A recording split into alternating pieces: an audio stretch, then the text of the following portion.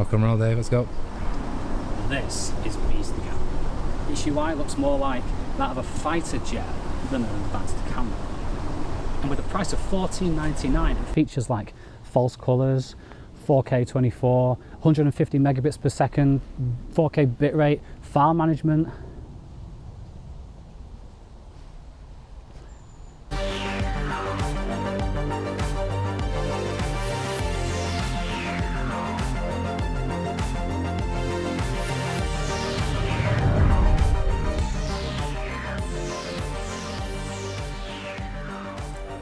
Welcome back to Physical Mao, David here, and this is a 1000 subscriber special. You know, when I started posting videos like seriously back in April, I set myself a goal of reaching 1000 subscribers in 1 year, and it turns out I've got there in around 6 months. So thank you so much. If you are one of my 1000 subscribers, thank you for your support, thank you for all the comments and everything like that. And I do have a lot more great content in the pipeline to come, mainly centered around the upcoming iPhone 12. As soon as that phone is released, the content's going to start coming out. But don't worry if you don't plan on buying the iPhone 12, Physical Mao David has got you covered, because I've got so much more planned and there's so much more happening in the mobile photography world. There's Halide Mark II, which is due any day now. I think there's some big changes to the Moment app.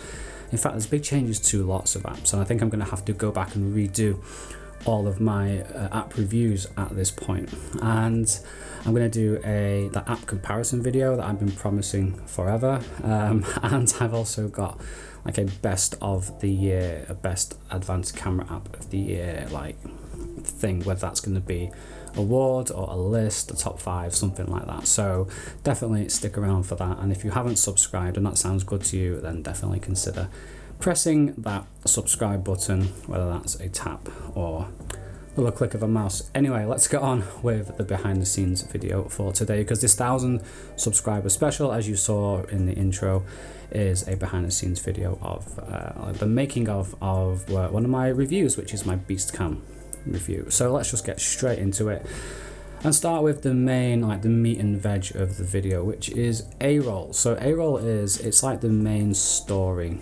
of a video, and I do want to, I know I'm sat in a room today, but I do want to get away from that dude behind a desk sort of reviewer.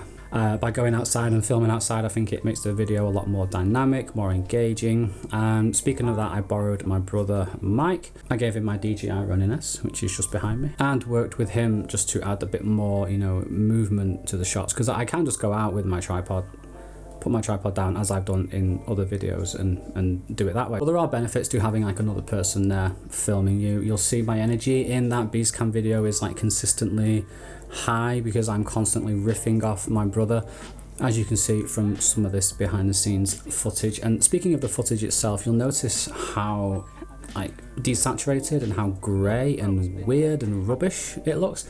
And that's because I'm shooting on a Sony a7 III in something called S-Log 3, which is a type of picture profile.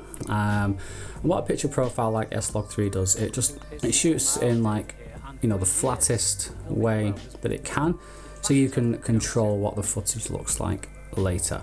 So that's why I shoot in S-Log 3, and you can see me here messing with my mobile phone. Now I'm not getting distracted, I'm not on Instagram. I'm actually sorting out my audio, because I record my audio with a Rode lavalier mic, this little Rode Lav Mic that I have clipped to my collar, and then I feed the wire down and it goes to my iPhone SE, which is in my back pocket. So that's how I record my audio. And today I'm on a video micro, which is literally like a centimeter off camera.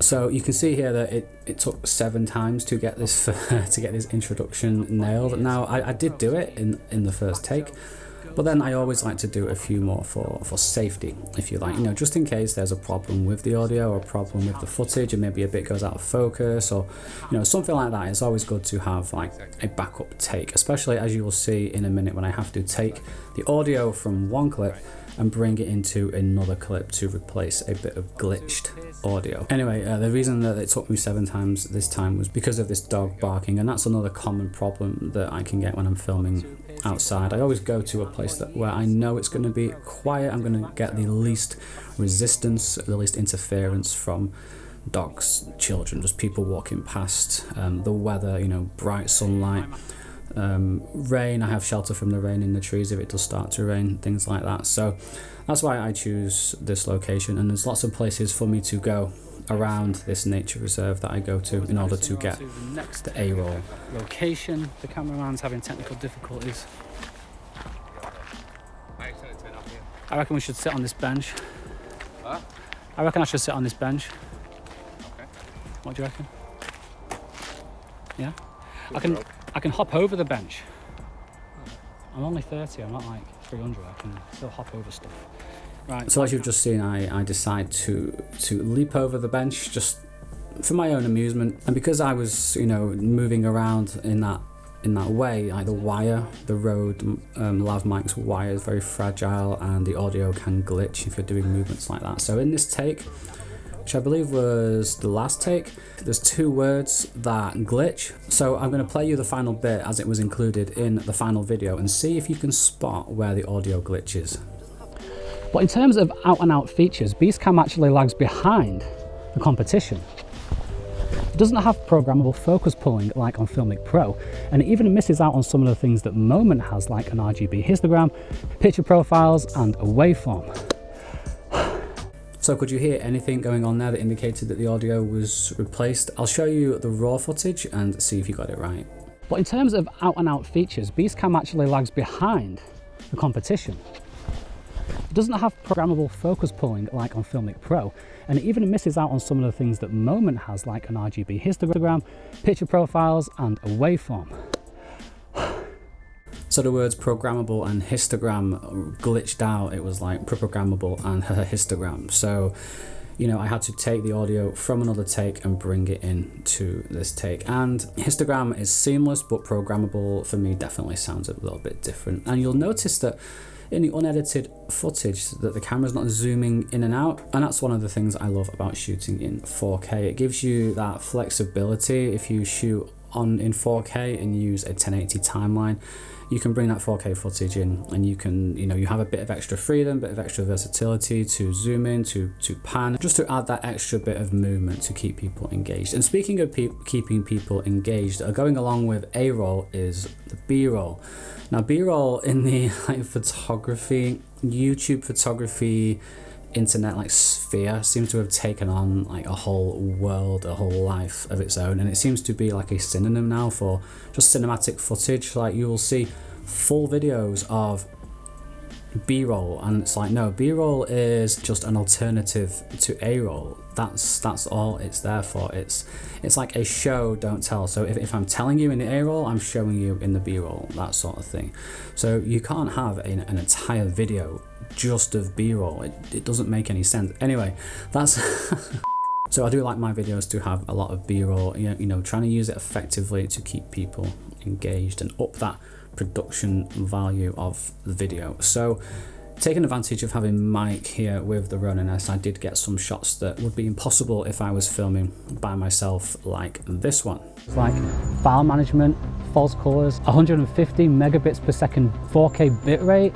This thing definitely lives up to its name. It's a beast. So that of course was filmed at 120 frames per second and slowed down 5 times to get to 24 frames per second for the 1080-24 timeline. It's really effective. So for the Beastcam app review, you have the B-roll of me, and then you have the B-roll that I've filmed myself. Basically anytime I'm not on screen, it's been filmed by me. So stuff like this.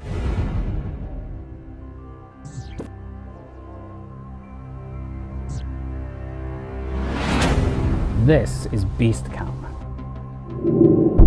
Its UI looks... So I've come to Limdam to film my B-roll today. If you watched any of my videos recently, like Limdam is it's my go-to place. I think it's good when you have a YouTube channel and you do a lot of filming to have that go-to place that you know you can reliably go and always get the filming done that you want to get done, whether it's a talking head for A-roll or some B-roll, or for me, even take photos as well when I'm reviewing apps. So I'll come to limb down. Even when it's raining, I know I'm going to be able to get the shots I want, because it's there's lots of tree coverage here.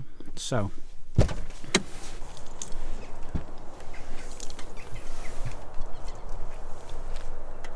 here are the tools of my trade. Right now I have my iPhone SE that I'm filming with, video micro that's recording my voice, and I have my little Joby. This is my main camera, Sony A7 III. Got some lenses here from Ulanzi for the smartphone, charging cable and power bank in case my phones die. Got my gimbal for the phone. I've got a light that I got second hand from a camera shop that's going to provide some light for my B-roll today. I've got a video tripod. I've got it's a microphone stand that I actually use to hold the light up, and instead of, I don't have a C-stand or anything. And I have an old Manfrotto tripod as well, and that's pretty much it for gear. But one of the main things that you shouldn't underestimate is the clothes that you wear and things. Like, I'm traveling in flip-flops because I'm going to be putting my wellies on, so I'm not limited by I'm going to limit myself as little as possible. I don't want terrain to limit the shots I get, so I'm going to put my wellies on and I'm going to go and film. I'm going to have to try and by myself, so I'm going to carry all this stuff somehow. So next time you see me, hopefully I'm all set up.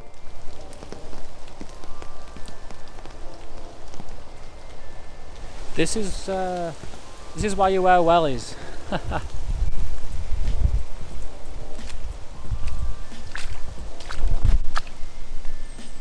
I actually need to film with Beastcam itself. I'm actually filming this vlog on Beastcam on my SE, but I need to film with it on my 10R with my gimbal, just to sort of demonstrate what it can do and things.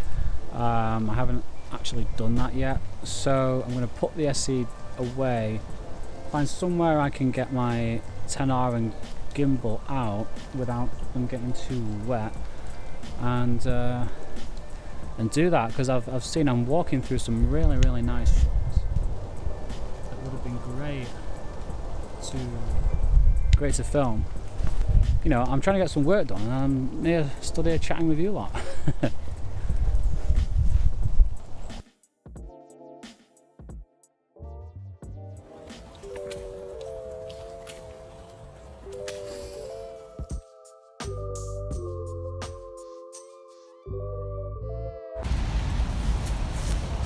Sometimes the rain does put a little bit of a dampener on things, especially when you're carrying your gear around and you're trying not to get it wet and things like that. But you know what? I look at the rain as a hater. Never said that word before, but I was thinking about it then. I'm like, the rain is only winding me up. The rain is only a problem because I'm achieving something. And the same thing is true of people who hate on you. People are only hating when you're achieving something. If you weren't achieving, they wouldn't be hating. And if I wasn't out doing something, achieving something, the rain wouldn't bother me. So that's how I look at the rain. But you know, when you have that moment where a big splodge of rain lands right in your eyeball, it's like, I'm getting, you know what I mean? You're getting annoyed now. But no, you just gotta push on. You just gotta keep going. Hello again. So production has been slow today. I've not been motoring through the shots as I would like. I mean, look how, still battling the rain. My A7 III has just been absolutely soaked. Literally just been sat here on my stool. And how I get a lot of my B-roll shots is I literally just place the camera behind the phone, and then I whip it, I lock the focus and just slowly pan across.